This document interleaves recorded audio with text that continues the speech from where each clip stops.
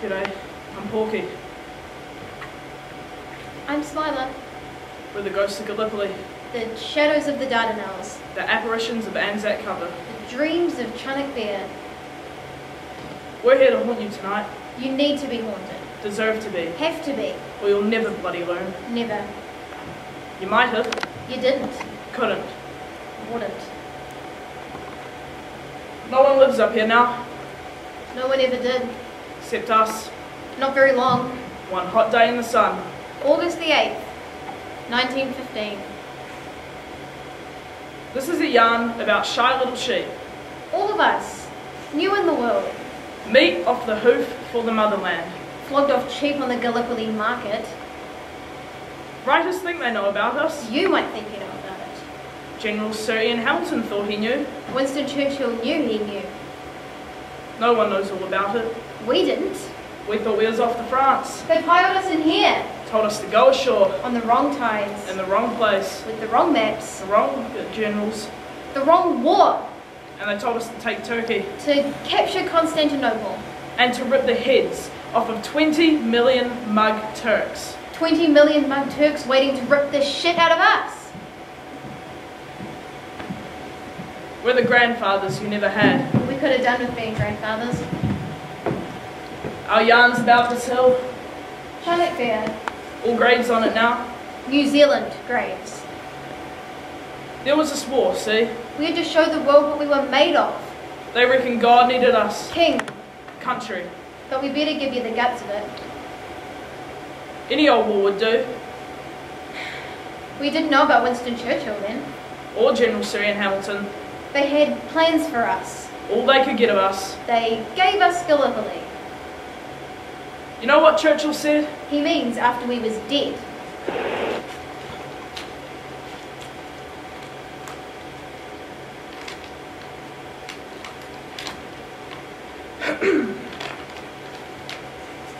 If there were any operations in the history of the world which it was worthwhile to carry through with the utmost vigour and fury, with an utter disregard for life, it was the operation so daringly and brilliantly begun by General Sir Ian Hamilton in the immortal landing of April 25th. Brilliantly. With utter disregard. Sounds good. Only it was us. Then there was General Sir Ian. Sweet man. Bit of a poet. Whatever happens to us here, we are bound to glory. Should the fates decree, the whole brave army may disappear. Only by intense suffering can humanity grow. I didn't do no growing. It's for your own good. Now you tell me. We're going to hang about a bit. It's a practice. Anzac parades. Reunions. And here, on Chunuk Bear.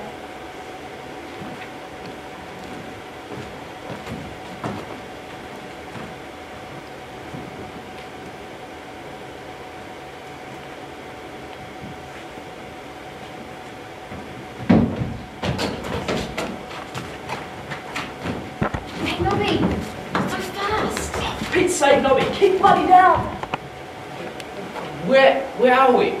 Keep your bloody head down! But where the hell are we?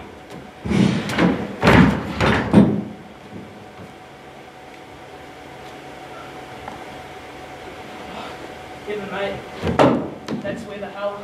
Poor bastard. At least Nobby got a mercy one. Nobby was due for a bad day. How? Been winning all week with the cards. Always watch it when you're flush. Is this it? This is what? The hill we're supposed to take. Chunuk Bear. Don't ask me, mate. I only work here. Nobby didn't know neither. It has to be. Has to be? Chunuk Bear. The bastards all look the same when you're up here.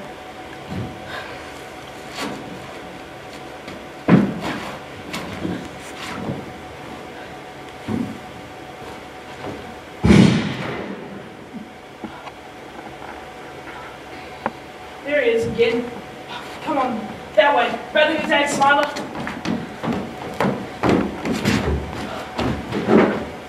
Hawkeye, What? I'm still not very good at this. Don't lose heart, mate. Neither's General Sir Hamilton. That's sedition. No. Inspiration, Smiler. Unprecedented in modern war. What's that mean? He hasn't got a flaming clue neither. We got up here too quick. We should wait. Sergeant Fred said not to race too far ahead.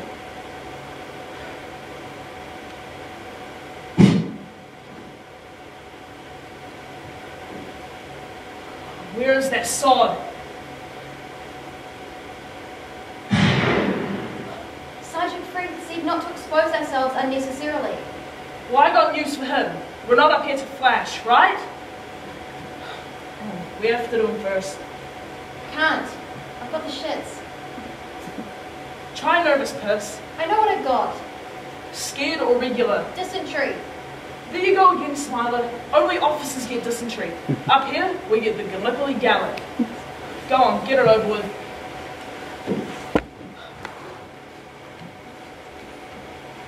No, not in front of me.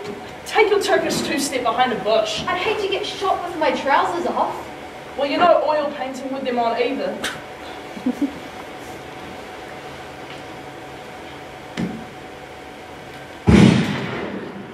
There. See what I mean?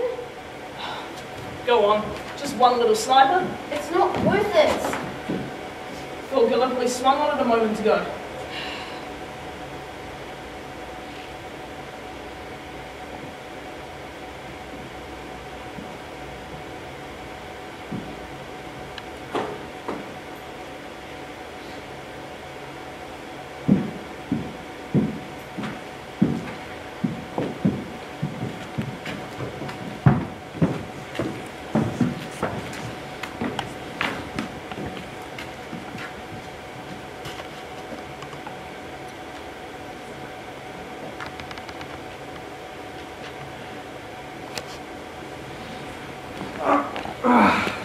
Get it.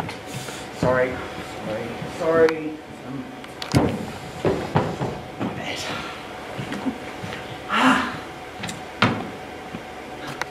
This is where it all happened, eh?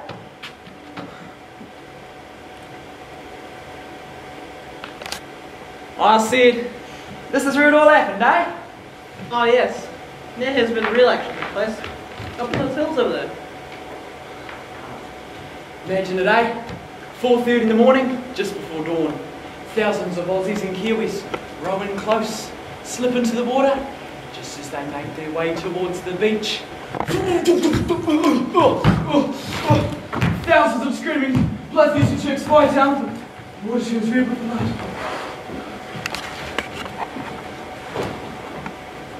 But, a few brave antics made it though. Skewered right where you're standing now. Really? Yeah! To tell you the truth, a bit of a First World War nut. Wonderful. Won $1,000 in a pub quiz in London last month. Well done. Trouble is, that's not quite what happened. What do you mean? Haven't you seen the movie? Yes, and I've read the newspaper articles during the time about New Zealanders landing at dawn, and they're wrong. Say so! First New Zealanders didn't land until about 9:30. Oh, so it was light. Yes, most of the day's action was up in the hills. There was only a few hundred Turks guarding their area at first. No way. Why would they defend a beach that no army in their right mind would invade? Just look at those hills. Ah, so the Aussies surprised them. Yes, with their stupidity. Never underestimate the Aussies, eh?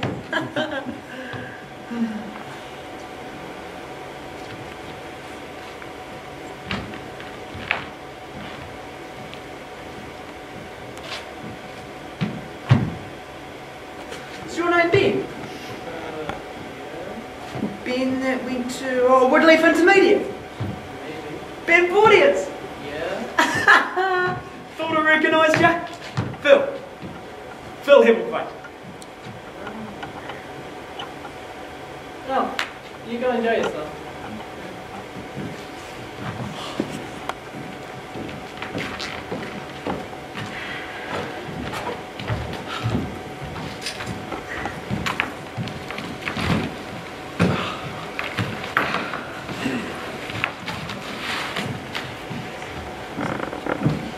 guys.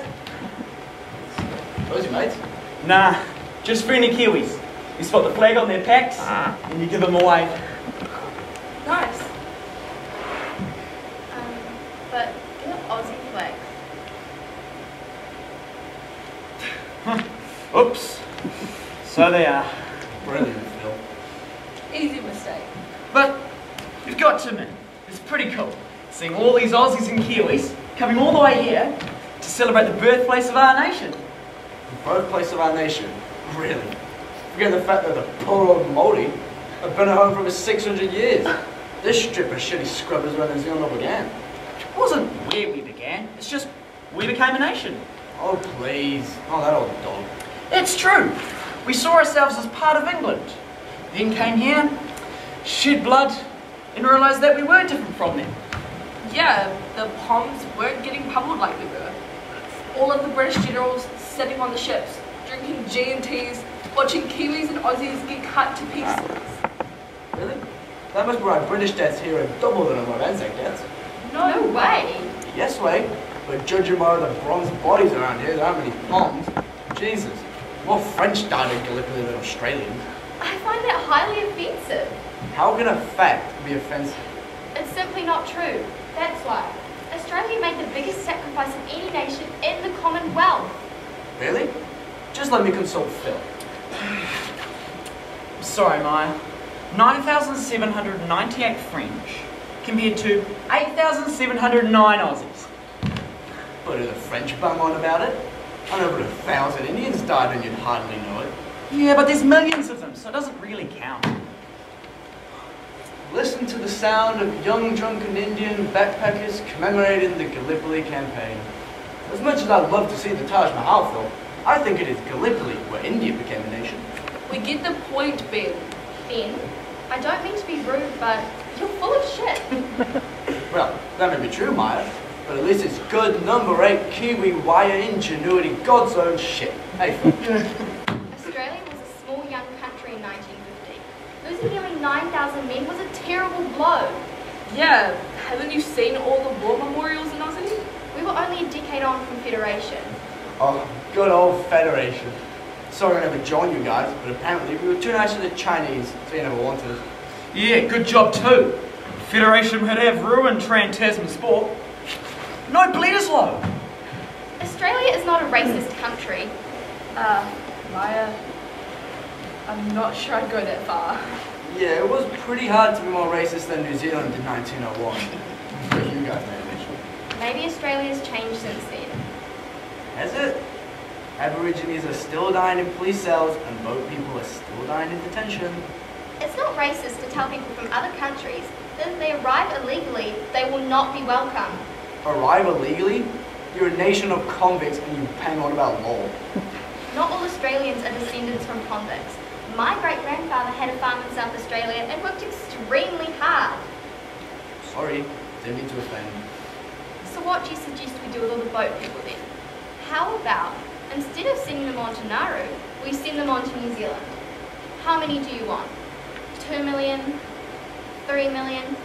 150 million? I was just saying that treating them humanely might be a good start. We do, but if we welcome them with open arms, they'll realise we're a soft touch and then millions more will be coming over. Millions? Yes, millions. The yellow peril is alive and well and living in prison. There are over 500 million people breathing down our necks, just waiting to come over here and take our jobs. Ouch! Sorry, Lizzie, but it's true. My father's new boss doesn't even speak English. Actually, Maya, most immigrants, like my Uncle Robbie, create jobs. I wasn't meaning you, Lizzie. You're different. How? I meant like Asians.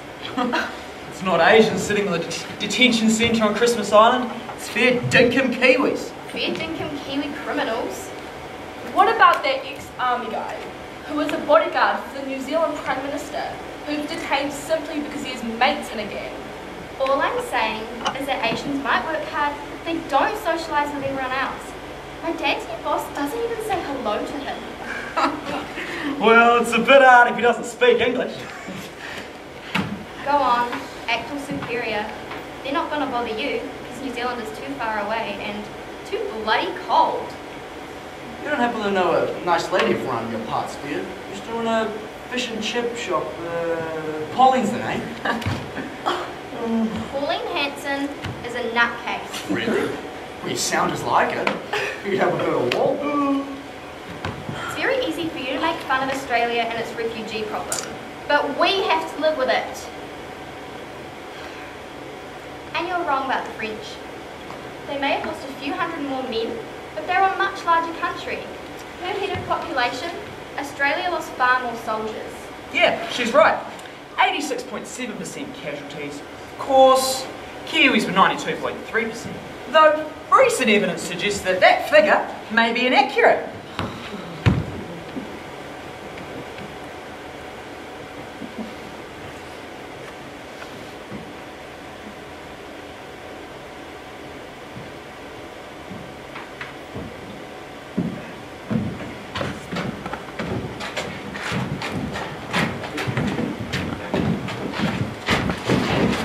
Your leg, sir. Bugger my leg.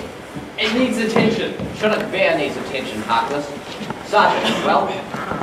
Virtually undefended up here. Easy. Good God, no reinforcement visible? Only the dark now is very bloody visible. Amazing. At last. At last. Just like that. I would have called 4 months just like that. Or yesterday. But we've knocked the bastard off. We've looked up here long enough. Handsomely earned. Earned handsomely is a matter of opinion. Which we won't pursue. I know an order when I hear one. Sir! Were you saying something? The Colonel should hear you say The sir! Colonel hears what he needs to hear. Shouldn't bear, Harkness. Music. Bloody music. Now we're going to do this properly, thoroughly. Take a good look, Harkness. Enjoy it. Go on, Lieutenant. Fred, keep your head down.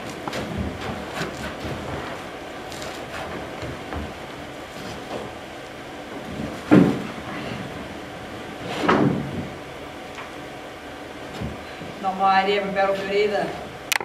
When I require your considered view of the terrain private, I shall ask for it.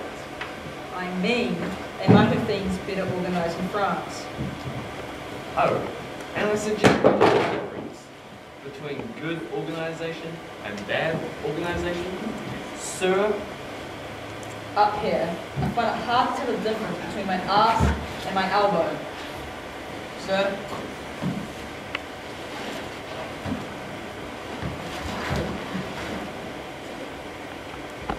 magnificent, sir. One could even imagine Xerxes Brilliant's bridge of boats much as Persians Albasia. His what? His Persian warriors, Albasia to attack the Greeks. Damn it, Harkness, which war are you in? Difficult to forget, sir. Troy just over there. History's everywhere. Where are the bloody Turks, man? How the hell does the summit look? I can't quite see, sir. For Christ's sake, get bloody down.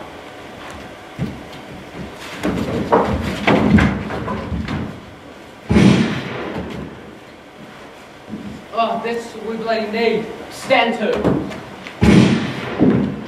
Quick. Forget that.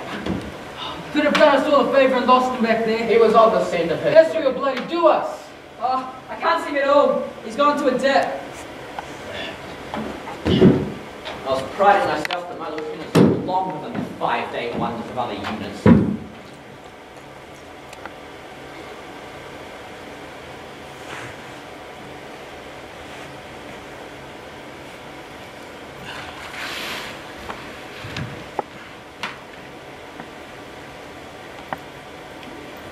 Look at them all. There'll be more up at Chinook Bear. Is there a bus? Where's your respect? I'm walking up. All that way? If it was good enough for my uncles to do it under gunfire, then it's good enough for me to do it. Yeah.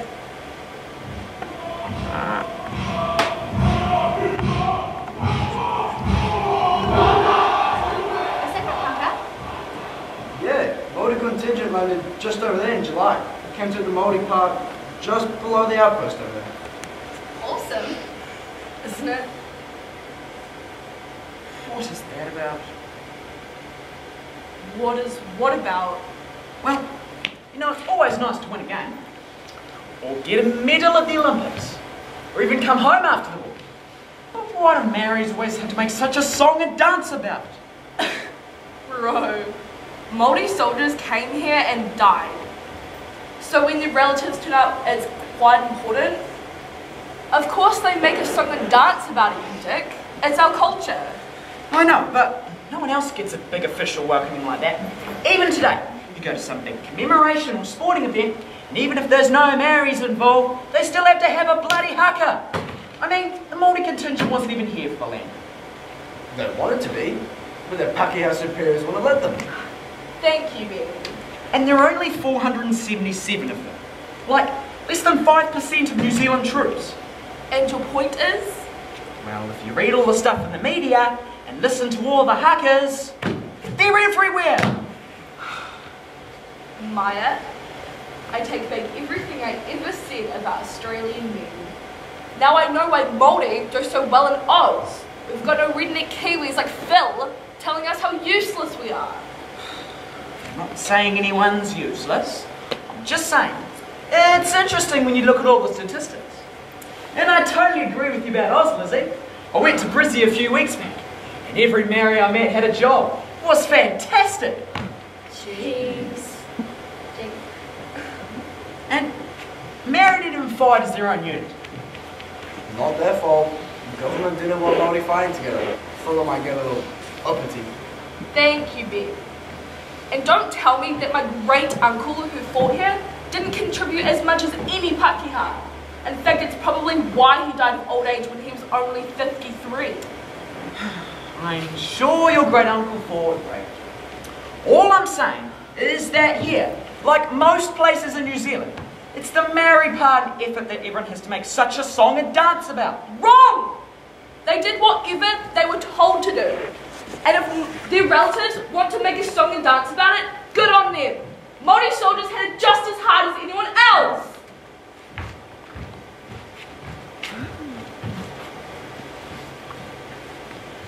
Actually, they had it pretty cushy. No one had it cushy on Gallipoli. Maori deaths only 10% compared to 31% for Pākehā. Oh, I'm sure that will be a great comfort to all the whānau of the Māori soldiers who died.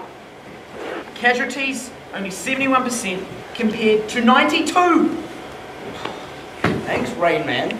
Maybe that's because when Pākehās were fighting, Māori were being kept behind to dig trenches, latrines, carry water, and do all the other shit work. Kia ora, Ben. Go.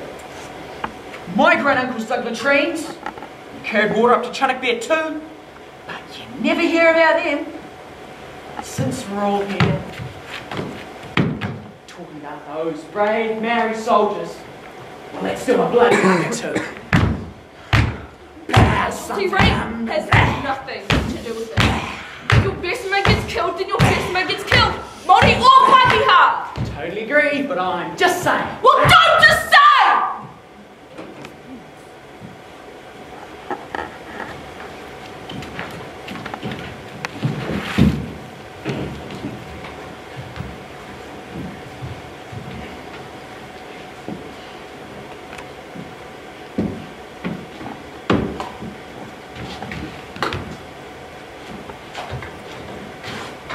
Good God, you again. Me again, sir. I keep thinking we've seen the last of you. Me too, sir. How many times have you gone back down there now? Can't count, sir. That line's still no bloody use. It's all shrapnel. Still bad back there? Worse. It's unreasonable, man. Unreasonable, sir? This bloody devotion. My job, isn't it? I think you're trying to be a hero. Come on, man, bloody well own up. No, sir. What else is it then? I mean, what's the use in a job, sir?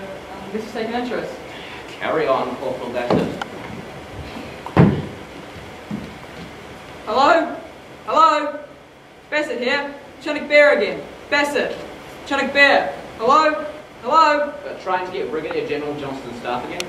Yes, sir. Say water first, water. Ah, I filled my canteen up again, sir. Some more would like to have in for you. Here. now, sir. Hello? Hello?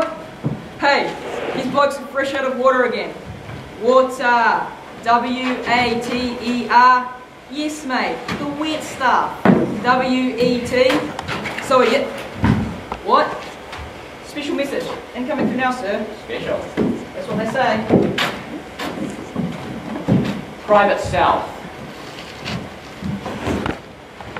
Yes, sir. While Corporal Bassett copied out the latest comment, perhaps I want an errand running. Feeling fit, lad? Fairly, sir. If we ever get off this hill, we're all going to sit round yarning at reunions for years, pretending we're brave. You know exactly what I mean, don't you? Think so, sir. Yes, sir. Now's your chance to enjoy being scared. Sir? A man who can't's only half alive, he's never lived. Get out there to Lieutenant Harkness. Go like the clappers, see how things stand out there, then back here smartly. I'll go. He's my runner, as I understand it. Your brother, my runner. It's getting thick out there. If Harkness has been there, someone has to take command and pull them back. I make that decision, Sergeant. All the same. I have the message, sir. Message? All the same, I'm right. Bugger it. All the same, you probably are. If Harkness... Never mind, I want to know their situation, and I decide.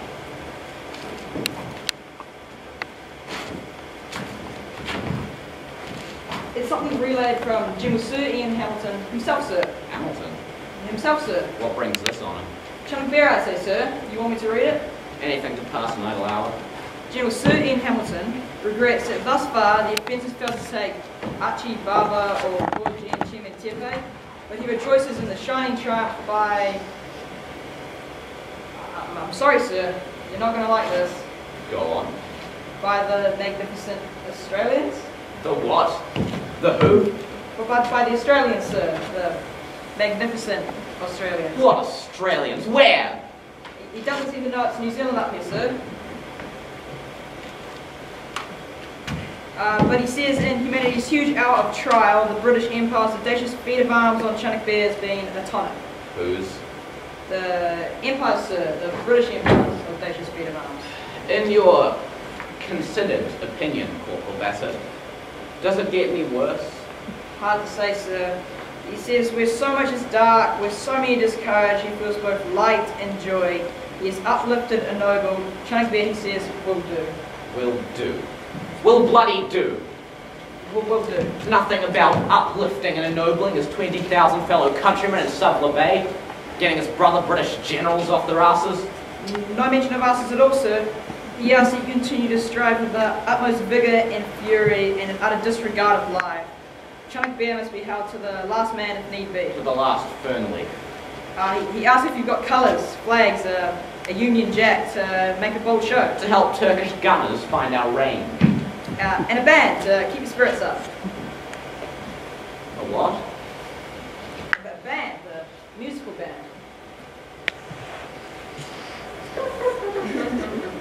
You're inventing this, Corporal. I couldn't, sir. Think I was a simple son of the Empire. Yes, sir. He wishes to remind you that today God is bearing keen witness above. God? G-O-D, sir. He says to remember, God is about his celestial spring cleaning and is now scrubbing us star bright with his bravest and best. End of message. What a poet for a general who needs colonels. Told you he needs us for his memoirs. Shut up. I talk the sedition around here, Sergeant. Sir. Did you say something? I said sir. Sir. I could feel sleeping on too. Get over there. See how much of Chinook Bear is being scrubbed bright. I'd like a word with our revered Brigadier General Johnston if he's finished looking for us.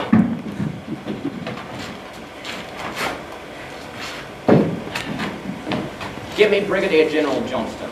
Connolly speaking. Well, tell him to make himself bloody available. Fast. Bloody fast. Sir? Connolly speaking. What? Indeed, sir. Indeed, we're bloody well holding on. You'll soon have no colonial louts left to leap. Yes, fern leaves, man. Not Australians, not Britons, New Zealanders. No, sir, as a matter of bloody fact, I don't see distinctions as invidious within the great imperial cause. Not when Britain has thousands of fresh troops basking in the bloody sun. What the hell's happening? Well, ask, demand. Yes, I know you're pig in the middle. Sir, I just want you to tell Hamilton to get off his elegant bum and go bite it! Sir,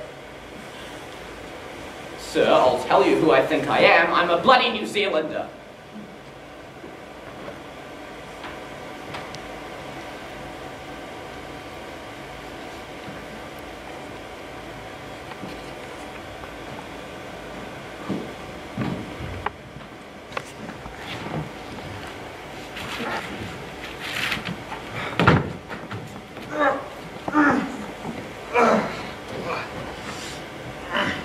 That's a big walk-up chunk of beer, Phil. Oh. Glad I'm not you. Well, it's the least I can do.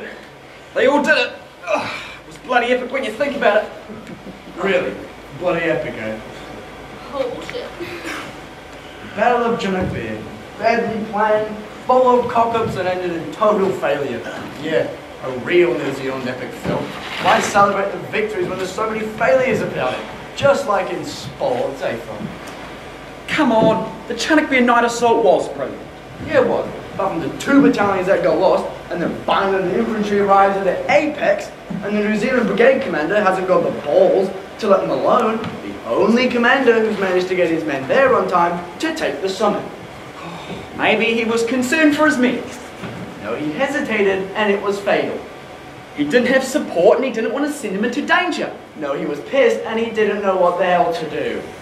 Pissed? Yep, Brigadier General Johnston, drunk in charge of the entire New Zealand infantry. Have you got any concrete evidence for that slander? Just one of his men who was there at the time. Said he could smell the room on Johnston's breath. McLean Papers, Alexander Turbo Library, folder 7, page 33, reference number 437045. Everyone was issued with the total run back then. At 4:30 a.m. Come on. They issued run before a battle to give soldiers confidence. Confidence. That's a good word for it. Malone arrives at dark and was to push on to take the summit. But Johnston diddly-dallies around, trying to get a phone line down to his commander, asking whether or not they should advance. He finally gives Malone the order, but now it's light. And Malone won't lead his men to certain death, so he refuses. Johnston then asks the Auckland Battalion to go up, who asks for machine gun cover, otherwise they'll get cut to pieces. So the Auckland Battalion go up, unprotected, and guess what happens? They get cut to pieces. Malone manages to go before dawn the next day and take the summit for about a day before he gets killed by his own artillery. It was kind of convenient though. Give the Allies something to blame for the next 100 years. I've never heard that version before. Me neither. Well, they're hardly going to teach you in school, are they? But they did take the summit of Chinook Bay for a while. Yes, Maya, it was a glorious victory for about a day. 800 Wellingtons went up that hill, only 50 came back. 52. Jesus. What? You! What have I done now? History is not all about numbers and dates and irrelevant details. Soldiers dying is not an irrelevant detail. You said 50, but the correct number is 52. For your information, history has managed to win me. Not only $1,000 and a very nice home theatre in it, but a whole load of other prizes as well. Well, you know everything and understand nothing. Being able to rattle off which regiments left at which time and exactly how many died is not the point. Of course it's the point. Call yourself a historian? A little bit of analysis might go a long way through it. For example, why did we lose Chinook? That's easy. Is it? Malone took the trenches beneath the crest, but the Turkish counterattacks were so strong, he got pushed back. We reinforced with some English regiments who got wiped out on the 10th. That's why. That's not why we lost, Phil. That's how we lost. Why didn't anyone know what they were doing? Why did we get lost on the night of the 6th?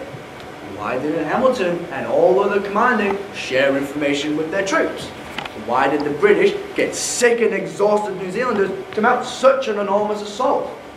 Why did they reinforce with such inexperienced soldiers? Why did they think that securing a couple of peaks in the hill would magically get them all the way to Istanbul?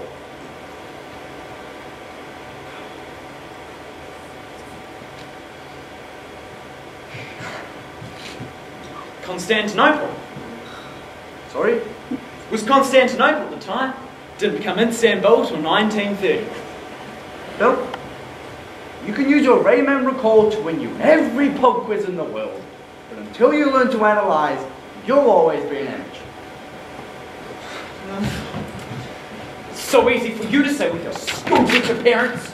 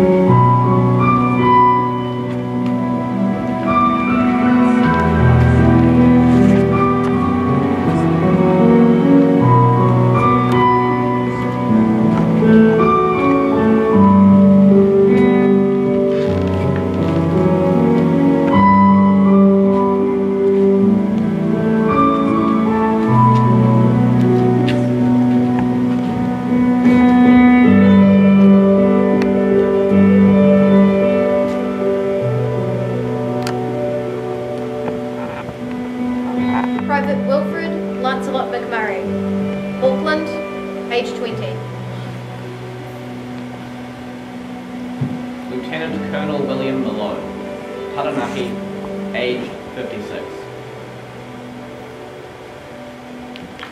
William Rhodes Morehouse, Wellington, age 27.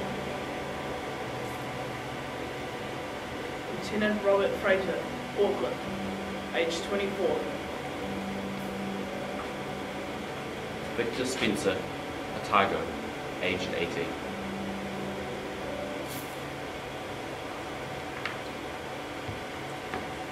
Lieutenant Herman Stuart Bradley, Auckland, 23.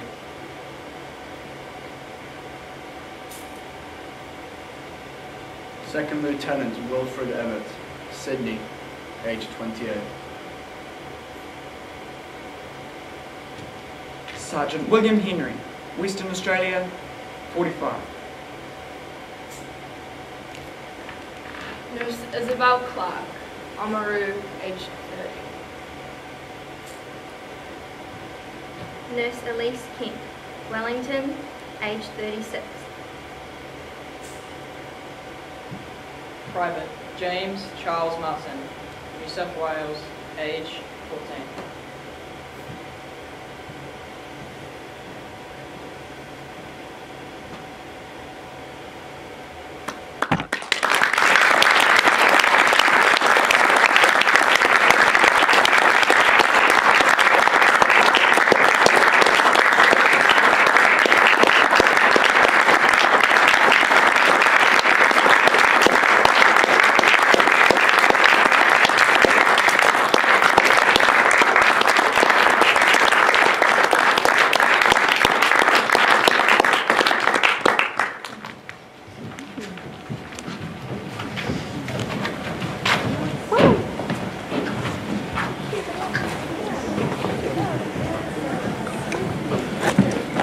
Shannon.